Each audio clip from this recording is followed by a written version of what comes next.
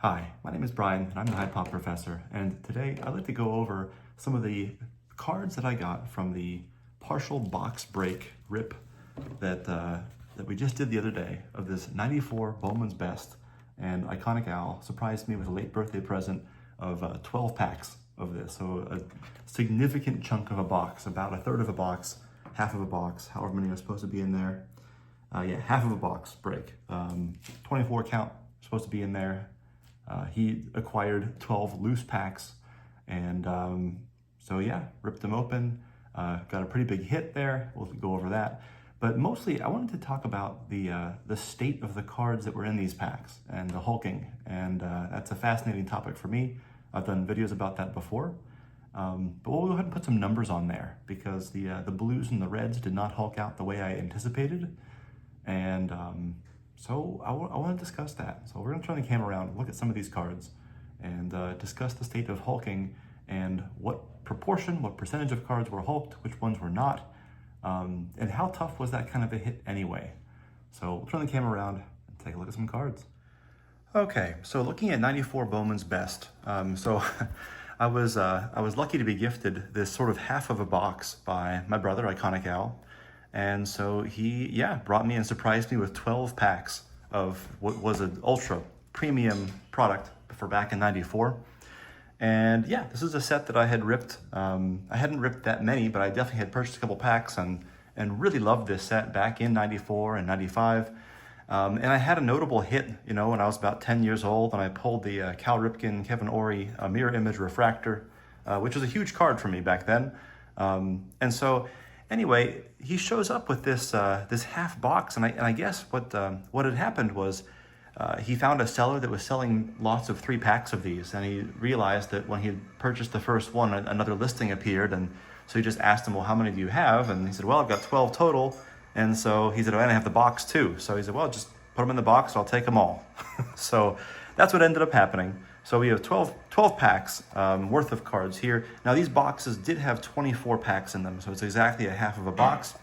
And what's interesting about this is that you can already even see there's a it's not even a true card, but it's the top layer, top laminate.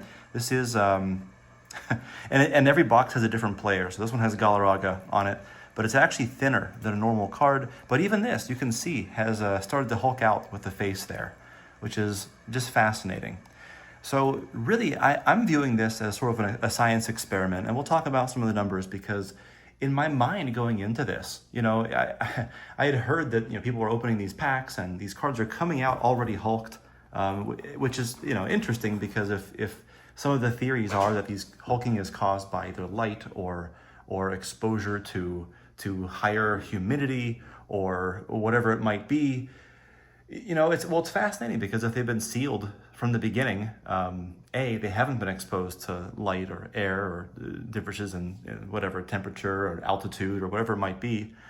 But what's also fascinating is that some of the cards that came out of these packs, some of them were fine. Most of them were hulked. And so in every one of these packs, you would get 7 cards. And in these, amongst these 7 cards, you would get 3 blues, 3 reds, and 1 mirror image card. And so we have examples of some blues we'll look at, some examples of some reds we'll look at, and the mirror images had both the red and the blue. And so here's an example of one of those. So we've got 12 mirror images total. Now my guessing, my supposition here was that I'd seen, of most of the ones I had seen that had the worst of the hulking on them, they tended to be the blues. Now, because you're supposed to get 3 reds and 3 blues per pack, opening 12 packs, I should have ended up with 36 reds, 36 blues, and 12 mirror images. However, it turns out that I guess with the other refractors that I ended up getting in these, I ended up getting 37 reds and 35 blues. So I guess the refractors kind of threw that out, which I'm actually very happy about. And by the way, I'd have to counsel against, in general, I do not recommend buying loose packs, just as a general practice.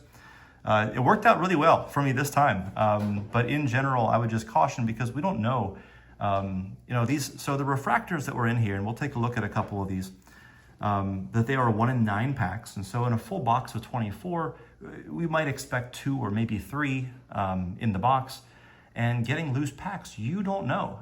If the first 12 packs were opened and maybe 3 refractors already came out, or 2 already came out of the first 12, it'd be less likely that there might not be any left in the remaining packs. So as a general rule, it's probably not a good idea just to make it a pretty typical practice. But anyway, here we have what we have.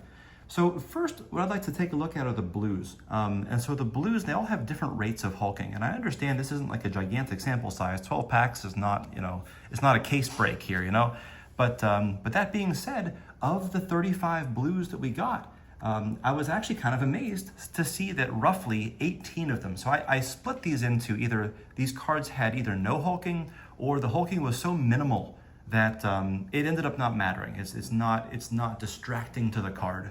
So I decided to just sort of split these into 2 categories. If the card had no hulking or minimal hulking, I'd say that it was in one category, and if it had moderate to severe hulking, I put it in a separate category. So basically, we had out of the 35 cards, these are the 18 of them that were basically, 18 of them were hulked, and then we had the other 17 were not. So about 51% of all of the blues that came out of these ended up being hulked out. So the ones that were okay, let's take a look here. We have an Edgar Renteria rookie card, and these are just beautiful cards. When they are not hulked out, they are still to this day really gorgeous. Look at this Roger Cedeno, his high gloss. Love this, LaTroy Hawkins. And even this card, like there is some on his jersey here, but it's relatively minor. It's out of the way. It doesn't distract or take away from the overall image and presentation of the card.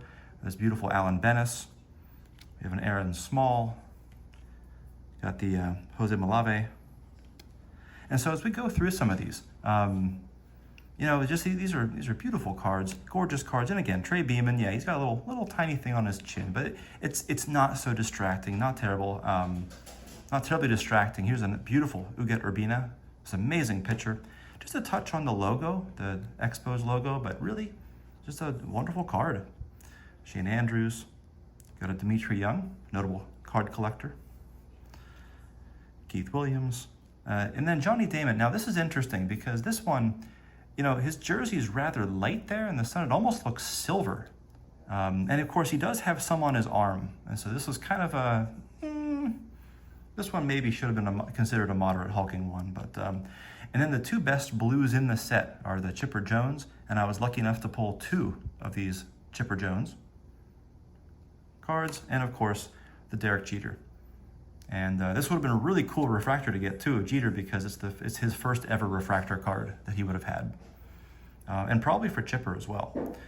But generally, if you're going to get lucky and pull a refractor, you probably want to get a red, just because if it's not Jeter or Chipper, the other names in there are kind of not the ones you really would want to get necessarily. But now it's time for let's look at the ones that did not fare so well. Let's look at the 18 that ended up hulking out. And some of these are just atrocious. But again, it's like a car wreck. You can't look away. You can't avert your eyes. Take a look at poor Jim Pitsley. This is a Jim Pitsley rookie card. And boy, man, he's just, he's got the, he got some really awful, just terrible skin condition. Oh, here's another one.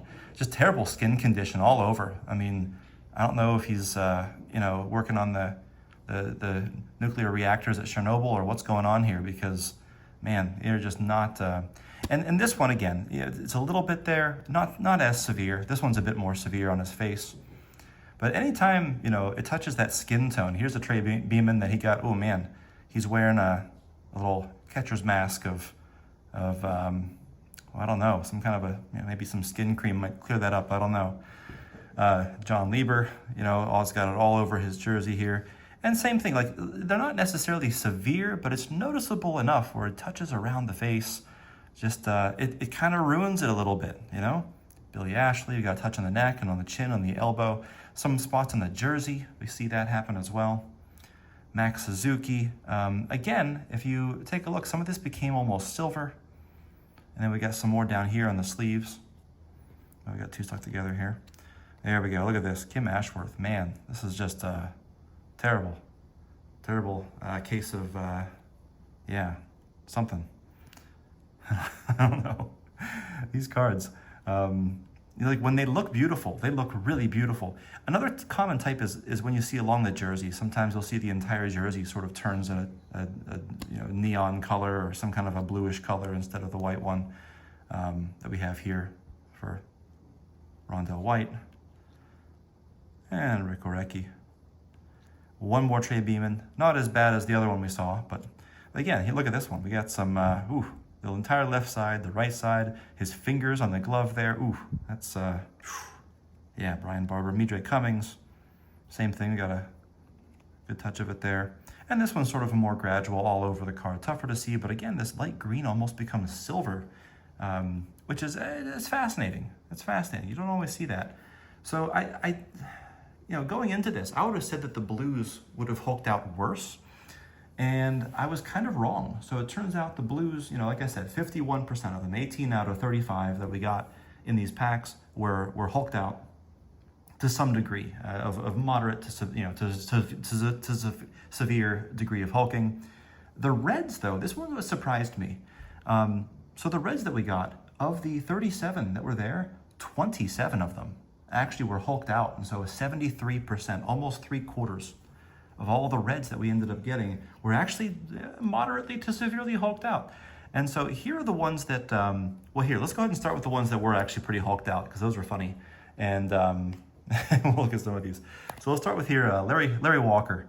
And man, tell you what, Larry Walker's got this all the way down his cheek and his chin. Man, big old slash of, again, some skin condition. Just does not look as it should right there. Bobby Bonilla has white lips somehow. I don't know what happened to his lips and his ear. His neck just really got it there. Lee Smith, half of his face looks great, and then the other half, I don't know what happened. He got some bleach on it or something. Joe Carter is wearing some goggles or something like that on his eyes. I don't know what's going on there. Poor Jimmy Key. I don't know. I mean, all down his arm and his face and his eyebrows, and whew, it's just it's quite a lot here. Jose Canseco, like the number on his back, almost, all the red is basically gone, and it almost has shifted to gold. And so we see like a sort of a big blob here. He's got this neon bat that he's holding. I don't know. Fascinating. Robin Ventura, again, and what's interesting is oftentimes it's like the borders is where one color changes in stark contrast to another one. And for whatever reason, skin tone and the jersey color tends to do it. Okay, this Jose Rio, same thing. The red color on the back of the number, his back of his jersey, almost disappeared and becomes like gold.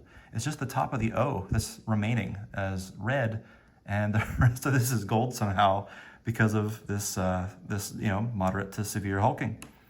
Moises Alou again has this neckline that's a little, here we got there. Fred McGriff, same thing. The border between the neck and the edge of the picture. Greg Jeffries, poor Greg Jeffries, got it on both sides. Man, looked like he, had some reverse tanning booth or something. I got him on both sides. Joe Carter, once again, some goggles there. Got a couple Joe Carters. Fred McGriff, again, right on the edge of the neck, going all the way up. Raul Mondesi, same kind of deal on the jersey as well. Greg Vaughn. Yeah, Lance Johnson also, a neckline and the lips. Ellis Burks, not too bad, but the forearms got this one. Jeff Conine, looks like he's got some snot, drool, snot just dripping down of his nose. That's not so good. And of course we saw the bearded Bagwell. Ooh, got this electric white beard. Looks like Santa Claus a little bit. But yeah, there's Jeff Bagwell for you. Mike Messina, and again, touched around the side. Usually the neckline, the edge of the cheeks, which is kind of unfortunate, Don Mattingly. Because, that's like the one part you really want to see. Here's a beautiful big hurt. But again, that whole right side of his face, I mean, it kind of ends up looking like Skeletor there or something. I don't know. Something's going on. Deion Sanders, we got a pretty big amount on his jersey. You can kind of see it. It's all different here than what it should be. Kirby Puckett's actually pretty good. Not too bad, just a little bit on this little T-zone on his face, and then right by his belt down here. Got a little bit there. Oh, poor Greg Maddox. This is painful. He's my guy, but boy, I tell you what, I'd have to send him right to the dermatologist. Looking at this one, this is, not so great. All right, and then we have here's our first refractor to look at here. This Will Clark, and I'm trying to get, this is not my usual lighting setup, so I'm trying to get a good feel for where this refractor, you can barely even see it's a refractor with this lighting. But the front of his face, again, is a little abnormal. It's like he didn't rub his suntan lotion in quite enough, you know? And so his jersey and his face, just a little. I'd say this is, you know, moderately hulked out, of course. But yeah, that's sort of what we expected. And so of the ones, of the only, you know, 27% that, in this case, emerged unhulked, were this small stack. And so we did have some beautiful cards in here, by the way. And so let's take a look at these. We got a Cal Ripken. In fact, we got a second Ripken later on, but this is, I mean, just lovely, just fantastic. We've got this amazing Tony Gwynn. Can't wait to add this to my collection. This looks really good. Got another Deion Sanders. This one's a little bit better than the other Deion that we got. Not quite as, still a little bit on the jersey, but again, I call this minor. Cliff Floyd, looking pretty sharp. Yeah, just a little bit on the belly, but not as distracting, I don't think, as some of the other ones. This one's a better copy of the Ellis Burks that we had from before. This one's a better copy of the Lee Smith, but still not perfect. Sosa, again, on the jersey, we got a little bit of a artificially lightened part there, but that's okay. Yeah, boy, I wish that my Maddox looked like this Glavin. Looks way better, but it wasn't to be. Here we have another Ripken. Turned out really, really well. And of course, the big one, the big hit that we got here, the Barry Bonds. And again, this lighting is not what we would want, but anyway, beautiful card. Very minor on the face, just a little bit, but still way better than most of these reds that were here. And so what's fascinating is if we had like about 50% of the blues were hulked and about 75% of the reds were hulked, maybe it shouldn't be a surprise, but the worst ones, statistically, were these mirror image cards because they had both blue and red. So it's like we had, I don't know, half of them would have hulked out because of the blues, and the other half, 3/4 of those remaining 50% would hulk. And so it turned out we had basically 11 out of the 12, or 92% of these mirror image cards. Well, they didn't, well, we'll take a look at poor Johnny Damon. Boy, he's got, yikes. And Griffey turned out really well on this Griffey Damon. I almost want to take some scissors and just cut it right in half and have a miniature Griffey card.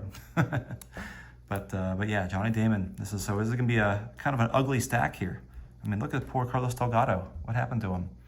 Yeah, Melvin Nieves. Ooh, I don't know. And again, and oftentimes it happens where like Shane Andrews looks perfect, but then poor Matt Williams. Ooh, I don't know.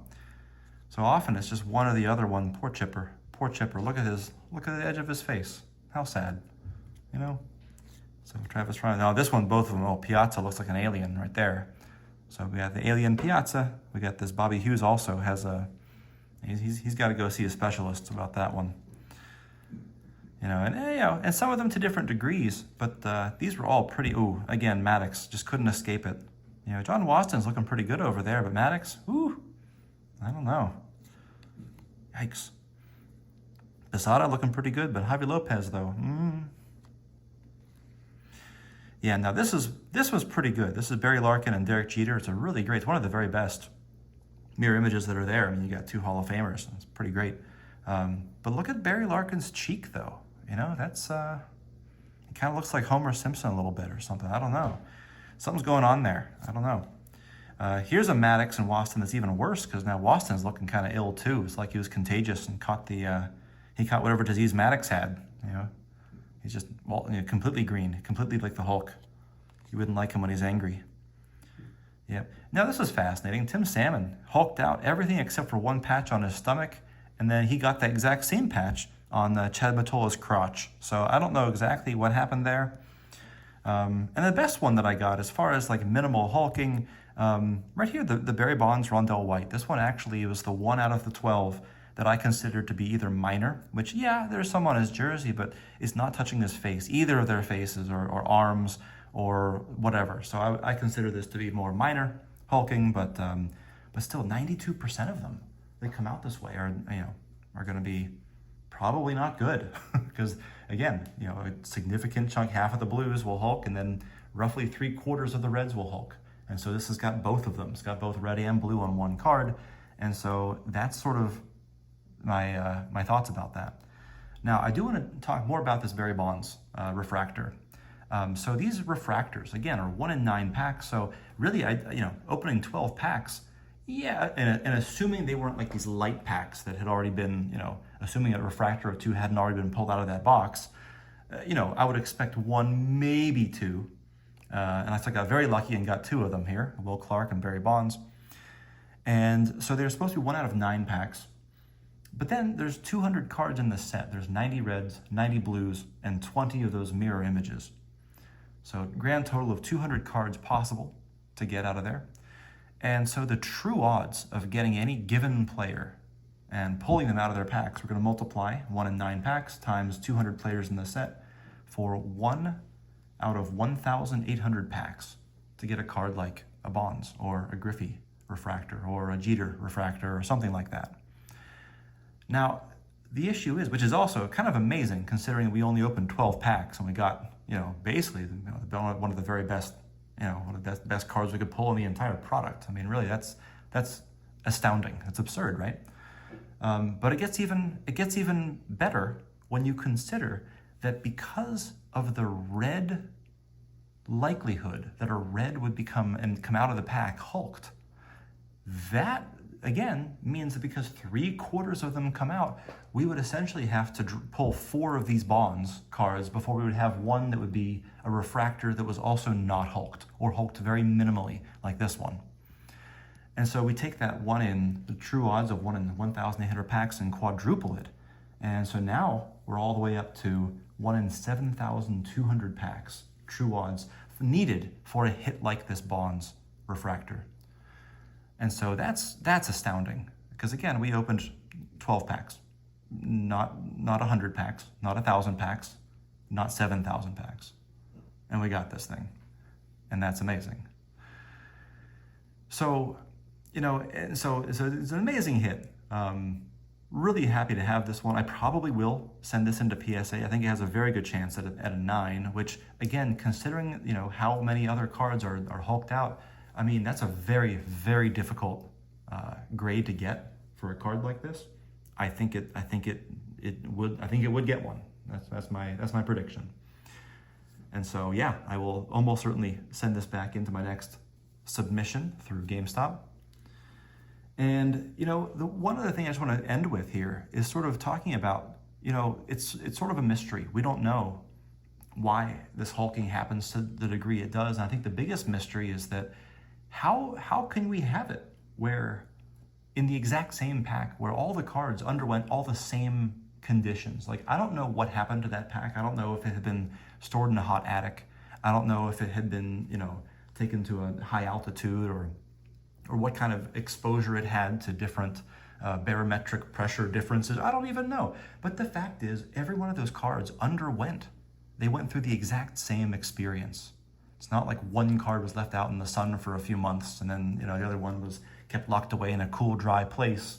Didn't have any moisture exposure or anything like that. No, all these cards were there, and yeah, had they been a glossy coated cards, they may have bricked out a bit. I had to kind of peel this one. You heard it go, you peel it off of the card behind it.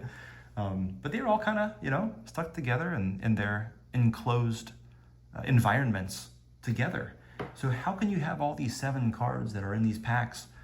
How can you have them all experience the exact same conditions for 30 years, and then some cards emerge perfect, exactly as they were intended to, 0 hulking, and then most of the others just look like they have some awful skin condition? I mean, there's no accounting for environment here on why this happens.